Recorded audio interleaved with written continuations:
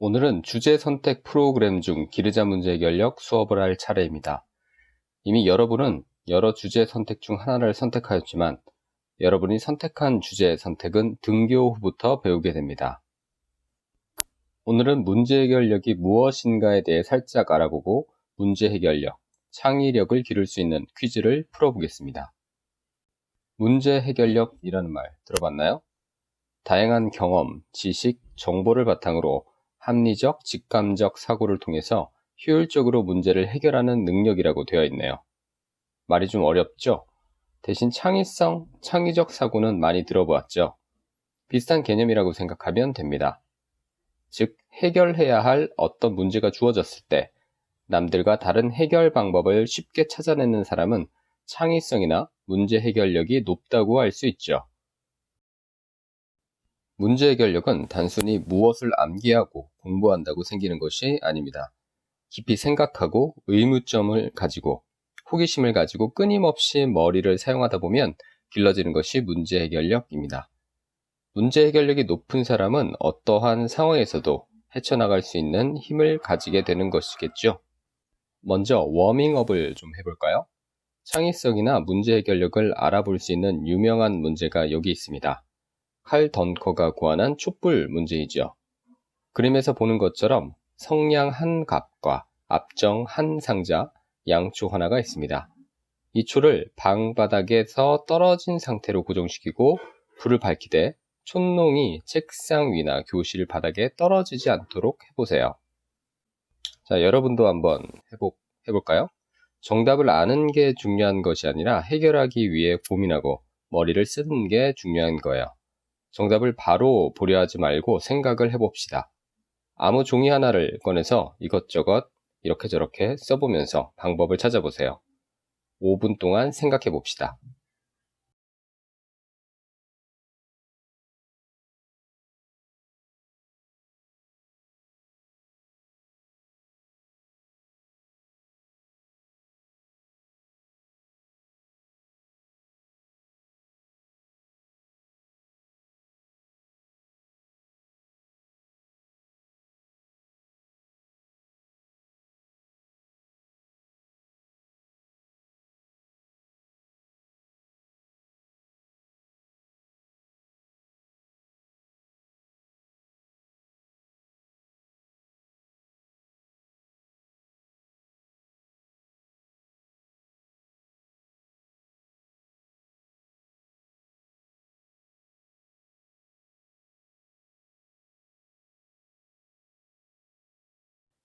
방법을 찾았나요?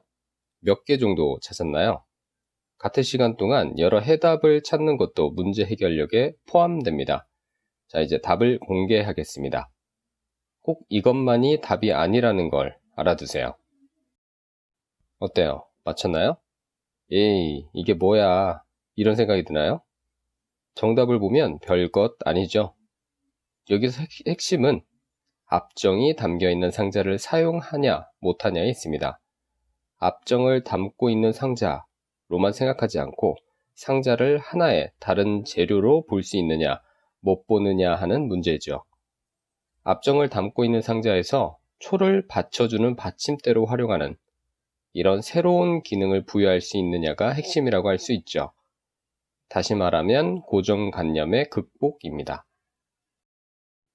하나만 더 해볼까요? 이번에는 밧줄 문제입니다.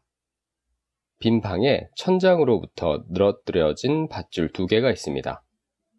밧줄은 거의 바닥에 닿을 정도로 늘어뜨려져 있네요. 이 두 밧줄의 끝을 묶어서 서로 연결하는 것이 문제입니다. 그런데 하나의 밧줄을 잡고 다른 밧줄로 가까이 가면 줄이 짧아서 닿지 않습니다. 도와줄 사람은 없고 옆에는 나무 의자 하나가 있을 뿐입니다. 어떻게 해야 할까요?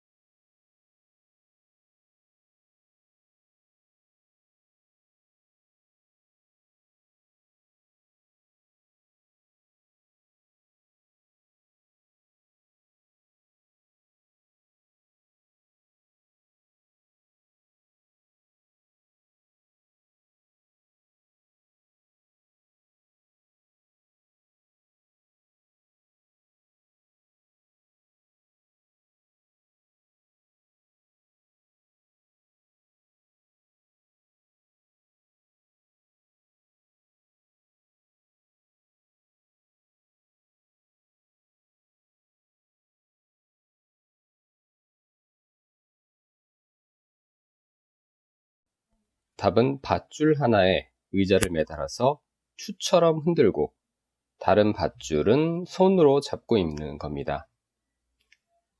그 의자가 다시 자신에게 돌아올 때 의자를 잡고 의자에 묶인 줄을 풀어서 서로 연결하는 거죠. 물론 이 방법 말고도 여러 가지 방법이 있겠죠. 여기서 핵심은 나무 의자를 앉는 것으로만 사용하는 것이 아닌 다른 용도로 사용하여 문제를 해결할 수 있냐 없느냐 이겁니다. 여기서는 나무 의자를 무거운 추로 사용을 했네요. 이런 게 고정관념의 극복입니다. 이런 문제를 잘 해결하는 사람은 어려운 말로 고정성 극복의 능력이 높다고 말할 수 있어요.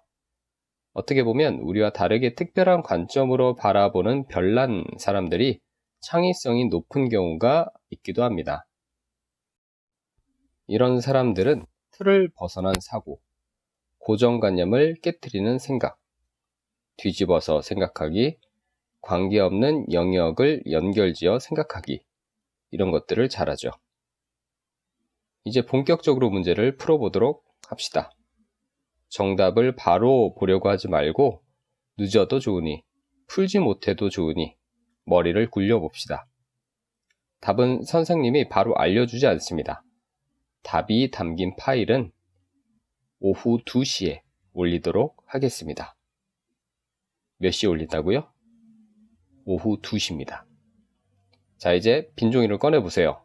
빈 종이에 끄적거리면서 한번 풀어봅시다. 100의 반을 2분의 1로 나누면 얼마인지 계산해보자 라고 되어 있네요. 바로 답을 얘기하지 말고 함정이 있지는 않나 잘 생각을 해보세요. 영상을 멈추고 5분간 생각해 봅시다. 지금 스페이스바를 눌러서 영상을 멈추세요.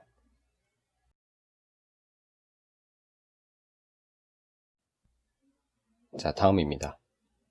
구가 6개가 있습니다. 사칙 연산을 활용해서 100을 만들어 보세요. 구식 사칙 연산을 적용해 보기도 하고 99로 만들어 보기도 해보세요. 생각보다 많은 방법이 있습니다.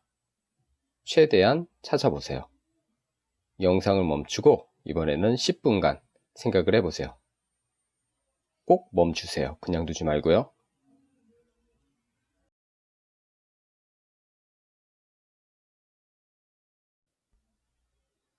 자, 이번엔 어떤 사람은 1초 만에 풀지도 모르는 문제입니다.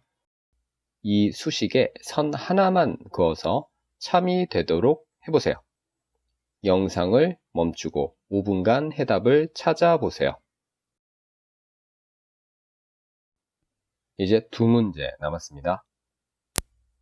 벽에 다잉 메시지로 뚜뚜뚜뚜 라고 쓰여 있네요. 범인은 누구일까요? 그 이유도 밝힐 수 있어야 합니다. 영상을 멈추고 5분간 고민해 보세요.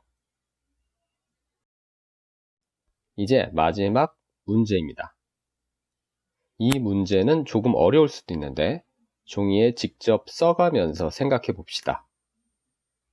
유서에는 우물 위에 있는 집은 큰 아들이 가진다. 우물 아래에 있는 집은 작은 아들이 가진다 라고 되어 있네요.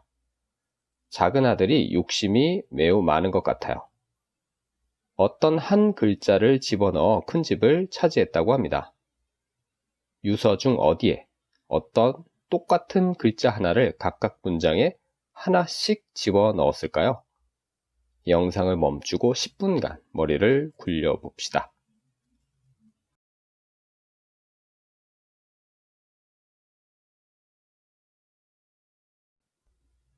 이렇게 오늘 기르자 문제 해결력은 모두 끝났습니다. 앞으로 이 시간에는 여러분들이 선택한 프로그램을 공부하게 될 겁니다. 기르자 문제 해결력은 오늘이 마지막인 학생들이 꽤 되겠네요. 맛보기를 했다고 생각하면 됩니다. 그리고 기르자 문제 해결력을 선택한 학생들은 다음에 또 봅시다.